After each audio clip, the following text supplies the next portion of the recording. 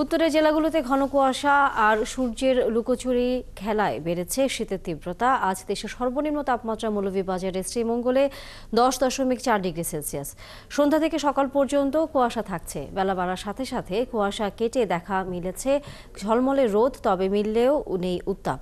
সেই সাথে বইছে ঠান্ডা বাতাস, ফলে নিম্ন আয়ের মানুষ পড়েছে বিপাকে। জয়পুরহাটে সূর্যের দেখা মিললেও শীতের দিনমজুর আর কৃষকরা বিপাকে পড়েছেন। বোরো ধানের বীজতলা, আলু, সরিষা, আখের জমিতে কাজ করতে গিয়ে চরম দুর্ভোগে পড়েছেন তারা। কুড়িগ্রামে দিনে রোদ উঠলেও দুপুরের পর থেকে হিমেল বাতাস আর কুয়াশায় ঢেকে যায় সমস্ত অঞ্চল। এদিকে ঘন কুয়াশায় রাত থেকে বন্ধ ছিল পাটুরিয়া, দৌলুদিয়া ও আরিচা কাজিরহাট নৌরুটে ফেরি চলাচল। এ সময় মাঝ নদীতে আটকে পড়ে 4টি ফেরি। পরে কুয়াশায় প্রকোপ কমে যাওয়ায় আবারও চালু হয় ফেরি চলাচল।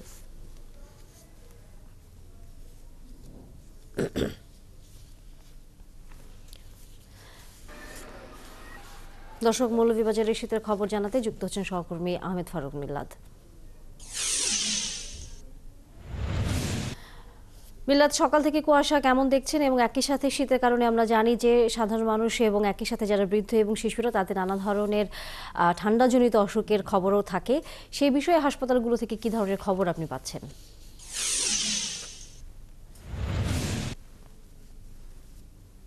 তানিয়া, আপনাকে ধন্যবাদ। আপনি যেহেতু জানেন যে বাংলাদেশের শীত প্রধান যে কিছু এলাকা আছে তার মধ্যে অন্যতম হচ্ছে মৌলভীবাজার জেলা, এবং আপনি একটি চায়ের রাজধানী বলা হয়।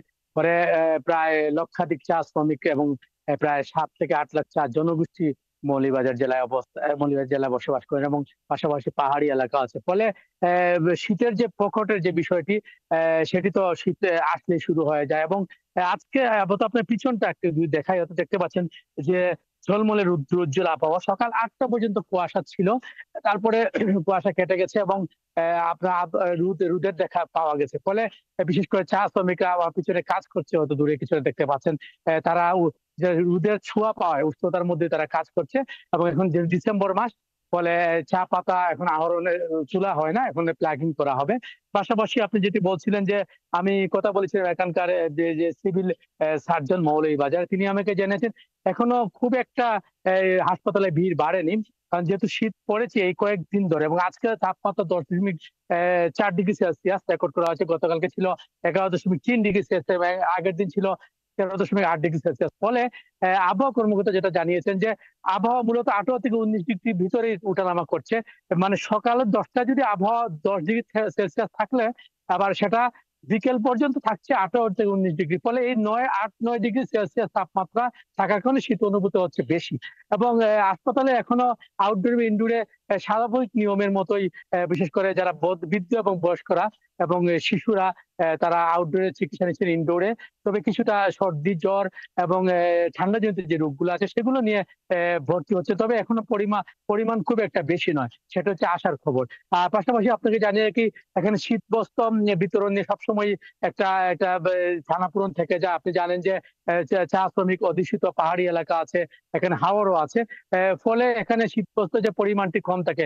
এবছর এত শীত ইতিমধ্যে মৌলভীবাজার জেলা, আমি শ্রীমঙ্গলে কিছুক্ষণ আগে কথা বলেছিলাম উপজেলা নির্বাহী কর্মকর্তা, তিনি আমাকে জানিয়েছেন ইতিমধ্যে 8.5 লাখ টাকা এসেছে শীতবস্ত্র কেনার জন্য, এবং প্রায় 1700 কম্বল এসেছে। এবং বিভিন্ন বেসরকারি সংস্থা আছে, এবং গত কিছুদিন ধরে প্রায় 7 থেকে 8 হাজার কম্বল বিতরণ করছেন এখানকার বিএনপির যে নেতা, সাবেক পৌর মেয়র মহসিন মিয়া মধু, এবং অন্যান্য যে সংস্থাগুলো প্রতিদিন কম বেশি বিতরণ করছে। তবে চাহিদার তুলনায় অপ্রতুল, যেটা বিশেষ করে চা শ্রমিকের নির্ণয়ের মানুষের অভিযোগ। ফলে সবকিছু মিলিয়ে দুর্ভোগ তো আছেই, পাশাপাশি শীত বাড়লে হয়তো দুর্ভোগ বাড়বে। পাশাপাশি সরকার থেকে চেষ্টা করা হচ্ছে, যেহেতু আপনি জানেন যে নতুন যে তত্ত্বাবধায়ক সরকার। ধন্যবাদ আহমেদ ফারুক মিল্লাদ। নিশ্চয়ই আমরা মৌলভীবাজারের শীতের খবর জানবো পরবর্তীতে আবারও আপনার কাছে। দর্শক, সহকর্মী আহমেদ ফারুক মিল্লাদ মৌলভীবাজার শীতের খবর নিয়ে এতক্ষণ ছিলেন আমাদের সাথে।